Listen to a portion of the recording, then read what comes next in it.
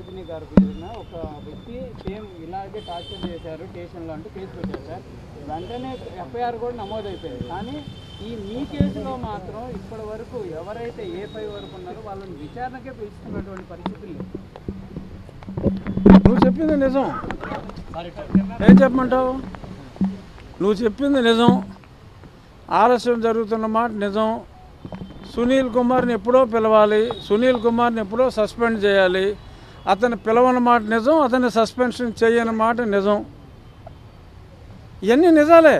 But ఇన్ని నిజాలున్నా నమ్మకం అనేది ఒకటి నన్ను నడిపిస్తుంది. చూద్దాం ఎన్ని రోజులు సస్పెండ్ చేయకుండా ఉంటారు, ఎన్ని రోజులు ఎవడు కాపాడతాడు. ప్రజాస్వామ్యంలో ప్రజలు ఉన్నారు కదా. ఇప్పుడు మీరు ప్రశ్నించినట్టే రేపు ప్రజలు ప్రశ్నిస్తారు కదా. రజనీ మీద కేసు పెట్టిన వాళ్ళకి న్యాయం చేస్తారు, రాజుగారు పెట్టిన వాళ్ళకి న్యాయం చేయరని ప్రజలు అడుగుతారు కదా. వాళ్ళు మీరు అడిగారు, రేపు 100 మంది అడుగుతారు, ఎల్లుండి 1000 మంది అడుగుతారు. ఎంతమందిని ఎన్ని రోజులు కాపాడగలరు ఎవరైనా? బట్ ఎవడు కాపాడుతున్నాడో నాకు తెలియదు. బట్ ఎవడైనా ఎన్ని రోజులు ఎక్కువ రోజులు కాపాడలేరు.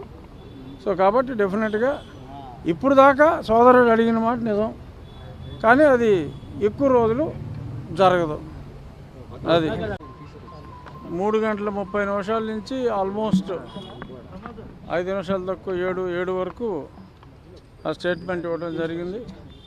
ఆ తర్వాత ఇంకా సంతకాలు, ఇంకా ఆ కార్యక్రమాలకు ఇంకో పావుగంట. మొత్తం మీద ఏముంది, మీ దగ్గర నుంచి వెళ్ళాను వచ్చాను. సో డీటెయిల్డ్గా జరిగిందంతా చెప్పాలి కాబట్టి, మళ్ళీ హ్యాండ్ రిటర్న్ రాయాలి కాబట్టి చాలా అనుకున్న దాని మీద కొంచెం ఎక్కువ సమయం పట్టింది. ఈలోపు పాల్కి